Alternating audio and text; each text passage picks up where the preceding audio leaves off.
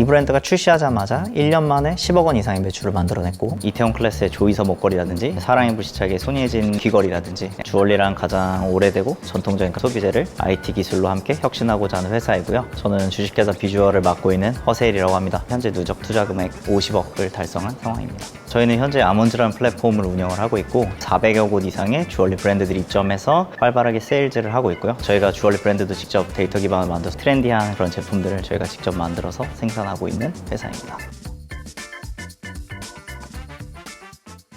창업 시작하기 전에 준비된 게 전혀 없었던 것 같아요. 그 당시 제가 막 결혼한 시점이었었어요. 그래서 경제적으로도 뭐 그렇게 풍요로운 상황이 아니었었는데 새로운 거 하는 거 예전부터 계속 좋아했었던 것 같아요. 군대도 이제 파병을 갔다 왔었는데 미국에서 이제 대학교를 나왔기 때문에 직장을 얻었는데 그게 맨하탄에 있었어요. 삶이 이제 너무 각박하더라고요. 구할 수 있는 집이 할렘 근처 빼고는 아예 없었어요. 연봉의 70%는 주거에 썼었던 것 같고 맨날 이제 맥도날드라든지 서브웨이 이런 패스트푸드만 계속 먹게 되더라고요. 한 줄기의 빛처럼 잡페어 같은 거에 참여할 수가 있었어요. 그때 이제 KT라는 회사를 그 당시 솔직히 잘 몰랐었어요. KT가 약간 코리안 구글인 줄 알았어요. 지원을 하고 왔더니 통신 회사였었던 거죠. 그 당시에 퍼블릭 클라우드라는 걸 가지고 여러 가지 일을 했었어요. 문득 이제 밤에 야근하다가 이렇게 야근을 남의 회사를 위해서 하는 것이 아니라 내가 하고 싶은 것을 하는 게 좀 더 맞겠다라는 생각이 들어서 창업을 본격적으로 하게 된 것 같습니다.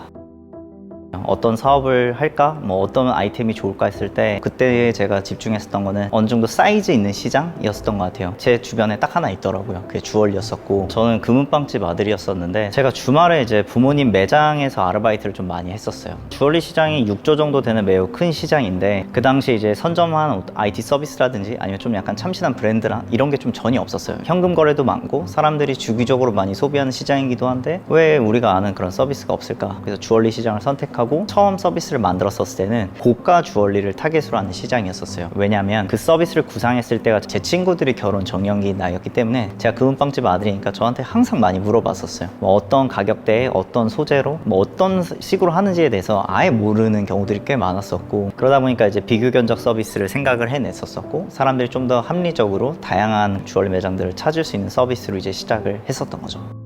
분명히 좋은 결과가 나오겠다라고 해서 이제 시작을 했었는데 실제로 이제 저희가 많은 정보들을 제공했고 편하게 이제 매장까지 이제 보내드렸어요. 그럼 이제 저희가 생각했던 건 선한 의지를 갖고 사람들이 저희의 뜻대로 해줬으면 좋겠다 생각이 들었는데 현금 거래하면 좀 더 싸게 해드릴게요. 뭐 이런 플랫폼을 배제하고 거래가 이루어진다든지 그러다 보니까 이제 저희가 관리해야 되는 리소스가 좀 너무 많아진 거죠. 많은 돈을 들여서 고객을 유치해 와서 매장에 보내줬는데 실제 거래가 이루어졌는지 안 이루어졌는지 이런 것들에 대해서 알기가 좀 어려웠었던 거죠. 그때 정주영 창업경진대회라는 프로그램이 시작한다라는 걸 알게 됐었고 그 당시에는 이제 멘토가 한 명씩 정해졌었어요. 캡스톤 파트너스의 송은강 대표님이 저희 멘토셨었는데 매주 이제 시간을 내주셨고 저희가 현재 필요로 하는 부분이 뭔지에 대해서 좀 명확하게 좀 알려주셨던 것 같아요. 단 한 번도 칭찬을 받아본 적이 없어요. 저희 서비스 이름도 마음에 안 든다? 회사 이름도 마음에 안 든다? 근데 이제 그거를 안 좋게 얘기하신 게 아니라 그만큼 가다듬어야 될 부분들이 처음에는 많으니까 얼마만큼 제가 받아들일 수 있는지를 좀 많이 보셨었던 것 같아요.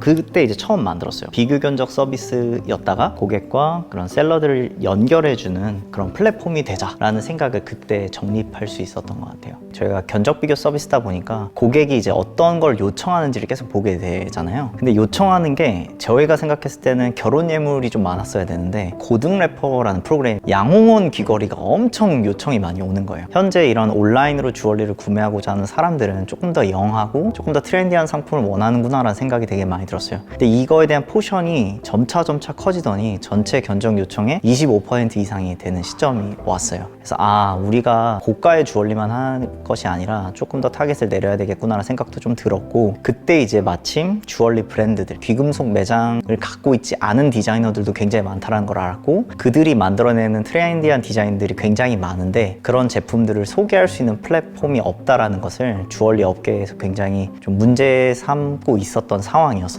저희가 새로운 서비스를 좀 만들었었던 게 아몬즈라는 서비스이고요. 그러니까 주얼리의 A부터 Z를 좀 다 해보자. 액세서리부터 고가까지 다 좀 커버를 하는 그런 마켓플레이스를 만들면 온라인 세일즈가 어쨌든 도움이 될 것이다 라는 생각을 했던 것 같아요. 뭐 등수가 그렇게 중요한 건 아니지만 1등도 아니었고 2등도 아니었고 그냥 근데 전 차라리 그게 좀 더 좋았어요. 최고가 되지 않는 게 최고가 되려고 하는 그런 원동력이 되기도 하잖아요. 주얼리라는 다소 생소한 아이템을 그래도 좋아해 주셔서 그런 결선 무대까지 올라갈 수 있었다는 것만으로도 조금 의의를 둘 수 있지 않았나. 그 정주영 창업경진대회가 이제 끝나고 난 다음에 마루이80 입주 공고가 떠서 또 지원을 했죠. 운이 좋게도 들어갔고 이제 멘토였었던 캡스톤 파트너스랑 같은 층에 있었어요. 그러다 보니까 정주영 창업경진대 끝날 때 송강 대표님이 내가 이 회사에 투자하겠다 이제 사람들이 있는 자리에서 한번 얘기를 하신 적이 있었었는데 물론 이제 투자라는 게 말 한마디 한다고 되는 건 아니잖아요. 하지만 저한테 있어서는 이제 명분이 생긴 거잖아요. 그래서 같은 층에 있다 보니까 뭐 화장실에서도 마주쳐, 엘리베이터에서도 마주쳐, 출근할 때도 마주쳐, 퇴근할 때도 마주쳐, 지나가면서도 뭐 어떻게 검토 다 되셨는지 뭐 이런 거 여쭤보기도 했고 그분도 나름의 그런 게 좀 압박이 되실 수도 있었던 거라고 생각이 들어요. 저가 주얼리, 그다음 고가 주얼리 이렇게 나뉘어져 있었던 시장이었어요. 그래서 저가 주얼리는 못된 고양이라든지 뭐 지하철 오프라인 로드샵 같은 데서 이제 많이들 볼 수 있는 시장이고 고가 주얼리는 종로나 청담 이런 데서 이제 결혼 예물을 한다든지 백화점에서 티파니나 까르띠에 같은 그런 명품 주얼리 브랜드들을 가지고 이제 고가 주얼리라고 불렀고 저희가 집중했었던 것은 어폴더블 주얼리라는 시장이 좀 열렸는데 저가 주얼리랑 블리치 주얼리 딱 사이에 있는 새로운 시장이 열리는 것을 좀 알게 됐었어요. 주얼리만이 아니라 어떤 일종의 패션 아이템이자 어떤 브랜드가 굉장히 중요하게 이제 대두가 되기 시작했고 조금 더 온라인이라든지 아니면 현재 MZ 세대에게 좀 구매해볼 만한 그런 가격대 제품들이 많이 만들어지게 된 거죠. 제가 생각하는 창업가의 근본은 자기 자신을 굉장히 챌린지하는 걸 좀 즐겨 해야 되는 것 같아요. 제가 좋아하는 그 문구 중에 하나가 하이 리스크라는 말을 되게 좋아해요. 그러니까 하이 리스크가 높은 리스크란 말도 있지만 그러니까 하이 리스크인 거죠. 좀 더 이런 위험이라든지 이런 챌린지를 좀 긍정적으로 받아낼 수 있는 그런 성격? 제가 만들어낸 말은 아닙니다. 어떤 거든지 간에 귀찮아하면 안 되는 것 같아요. 그 귀찮아한다는 게 사람과의 관계일 수도 있고 뭐든지 자기가 좀 진취적으로 하는 게 좀 많이 필요하다고 생각이 들어요. 최대한 자기가 다 해보고 어느 정도 결과가 좀 나온 다음에 그거를 이제 남한테 맡기면 상관이 없는데 그 단계까지 도달하기 전에 약간 귀찮다라는 이유로 좀 등한시하게 되는 경우가 저도 아직까지 조금씩은 있거든요. 그러니까 그런 걸 얼마만큼 최소화할 수 있느냐가 좀 중요한 것 같아요. 이제 막 시작하시는 분들한테 제가 드릴 수 있는 조언이 있다면 자기가 갖고 있는 게 정답이 아니라는 것을 일단 1번으로 생각하는 게 좀 필요로 하는 것 같아요. 누군가가 이제 좀 질문이라든지 내가 하고 있는 사업에 대한 의구심을 표했었을 때 일단 그게 아니라고 해서 반박하는 거 말고 맞다라고 생각하고 이 사람이 왜 그런 얘기를 했는지를 들어보는 게 초반 사업할 때는 좀 많이 중요한 것 같아요. 뭐 줏대 없이 하라는 게 아니라 기준은 자기가 정하되 다른 사람들의 의견을 많이 들어보는 것은 분명히 중요한 것 같습니다.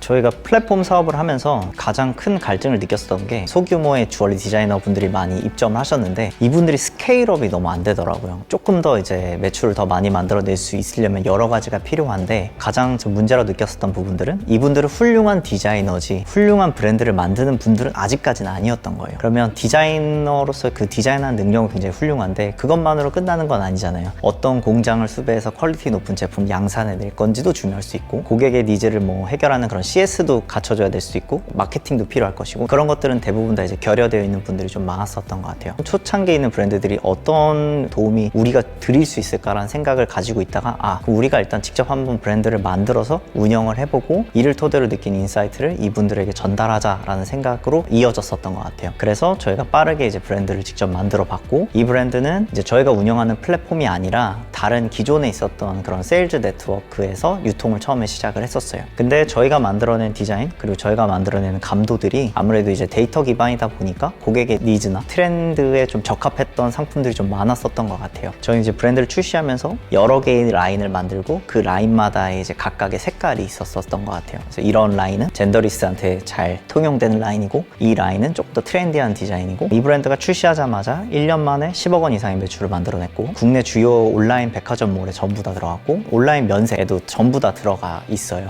업계에서 굉장히 빠르게 성장을 했는데 소규모 브랜드일수록 본인이 좋아하거나 본인이 꽂혀있는 상품을 많이 만드시는 경우가 좀 많다라는 생각이 좀 들었어요. 고객군이 굉장히 다양하기 때문에 그 브랜드가 만들어내는 좀 다양한 카테고리가 좀 필요하다고 생각이 들었었거든요. 하지만 보통 이제 하나의 카테고리에 좀 머물러져 있는 브랜드들이 좀 많았고 그래서 이런 부분들이 고객의 다양한 니즈들을 좀 해결해 줄 수 있는 요소였었던 것 같아요. 하나의 브랜드를 만들어내면서 얻었었던 인사이트, 그럼 실수 이런 것들을 잘 정리해서 저희가 현재 아모즈 플랫폼 내에 있는 소규모 브랜드들에게 이제 이식시키는 것이 또 중요하다는 생각이 현재 들어서 그런 정보들을 이제 제공해드리고 있죠.